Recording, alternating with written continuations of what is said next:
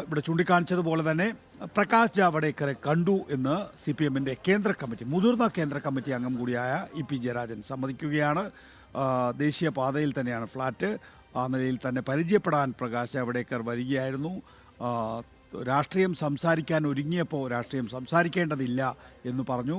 ചായ കുടിച്ച് പോകാം എന്ന് പറഞ്ഞു. ചായ വേണ്ട, ഞങ്ങൾ ഇറങ്ങുകയാണ് എന്ന് ജാവ്ദേക്കർ പറഞ്ഞു എന്നാണ് പറയുന്നത്. നന്ദകുമാറുമായാണ് പ്രകാശ് ജാവ്ദേക്കർ തൻ്റെ മകൻ്റെ ഫ്ലാറ്റിലേക്ക്, തിരുവനന്തപുരത്തെ ഫ്ലാറ്റിലേക്ക് എത്തിയത് എന്നും EP ജയരാജൻ വ്യക്തമാക്കുന്നു. TG നന്ദകുമാർ എന്ന് പറയുന്നത് ദല്ലാൽ നന്ദകുമാർ എന്ന് അറിയപ്പെടുന്ന ആളാണ്. ഇന്നലെ നന്ദകുമാർ രണ്ട് കാര്യങ്ങൾ ചൂണ്ടിക്കാണിച്ചിരുന്നു. ഒന്ന്, ലാവ്ലിൻ കേസ് ഒതുക്കിത്തരാം, അതിനു വേണ്ടി അതിന് പകരം തൃശ്ശൂർ കൺസീഡ് ചെയ്യണം എന്ന ആവശ്യമാണ് പ്രകാശ് ജാവ്ദേക്കർ ഉന്നയിച്ചത് എന്നാണ് TG നന്ദകുമാർ പറയുന്നത്. അതേസമയം തന്നെ ഇന്ന് EP ജയരാജൻ അത്തരം രാഷ്ട്രീയ കാര്യങ്ങൾ സംസാരിച്ചിട്ടില്ല.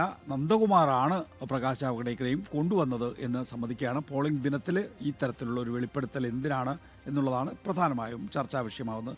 ഇപ്പോൾ നമ്മൾ കാണുന്ന ദൃശ്യങ്ങൾ KC വേണുഗോപാൽ വോട്ട് രേഖപ്പെടുത്താൻ എത്തുന്നു എന്നുള്ളതാണ്. KC വേണുഗോപാലിനോടൊപ്പം പതിവ് പോലെ വലിയൊരു കോൺഗ്രസ് പ്രവർത്തകരുടെ നിരയുമുണ്ട് എന്നുള്ളതും നമുക്ക് ദൃശ്യങ്ങളിലൂടെ കാണാവുന്നതാണ്. ആലപ്പുഴ ലോക്സഭാ മണ്ഡലത്തിൽ നിന്നുള്ള UDF സ്ഥാനാർത്ഥിയാണ് KC വേണുഗോപാൽ. ലോക്സഭാ തെരഞ്ഞെടുപ്പിന്റെ പോളിംഗ് തുടങ്ങി 1 മണിക്കൂർ പിന്നിടുമ്പോൾ സംസ്ഥാനം 3.78% പോളിംഗ് രേഖപ്പെടുത്തിയിരിക്കുന്നത്. മണ്ഡലം തിരിച്ചുള്ള പോളിംഗ് ശതമാനത്തിൽ ഇപ്പോൾ കൂടുതൽ പോളിംഗ് രേഖപ്പെടുത്തിയതായി കാണുന്നത് കോട്ടയത്താണ്. കോട്ടയത്ത് 3.25% പോളിംഗ് രേഖപ്പെടുത്തിയിരിക്കുന്നു. ആദ്യ മണിക്കൂറിലെ പോളിംഗ് ശതമാനമാണ്. തൊട്ടു പിന്നാലെ പത്തനംതിട്ടയാണ്. 3.05% പത്തനംതിട്ടയിൽ രേഖപ്പെടുത്തിയിരിക്കുന്നത്.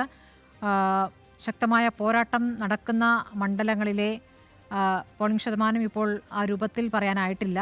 തൃശ്ശൂരിൽ 2.60%, പാലക്കാട്ട് 2.72%, ആലത്തൂരിൽ 1.66%, പൊന്നാനിയിൽ 2.03%, കോഴിക്കോട് 2.32%, വയനാട് 2.83%, വടകരയിൽ 2.08%, കണ്ണൂരിൽ 1.45%, കാസർഗോഡ് 1.32%, തിരുവനന്തപുരത്ത് 2.97%, ആറ്റിങ്ങലിൽ 2.18%.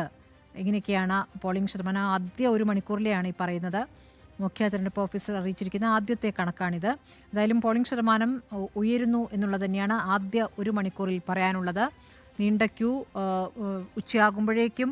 രമ്യ ഹരിദാസ് ആലത്തൂരിലെ UDF സ്ഥാനാർത്ഥി വോട്ട് രേഖപ്പെടുത്തി കഴിഞ്ഞിരിക്കുന്നു. നമ്മൾ നേരത്തെ ദൃശ്യങ്ങളിൽ ഒരു മിന്നായം പോലെ കണ്ടത് R. ബിന്ദു, ഉന്നത വിദ്യാഭ്യാസ മന്ത്രി, വോട്ട് രേഖപ്പെടുത്തി മടങ്ങുന്നതാണ്.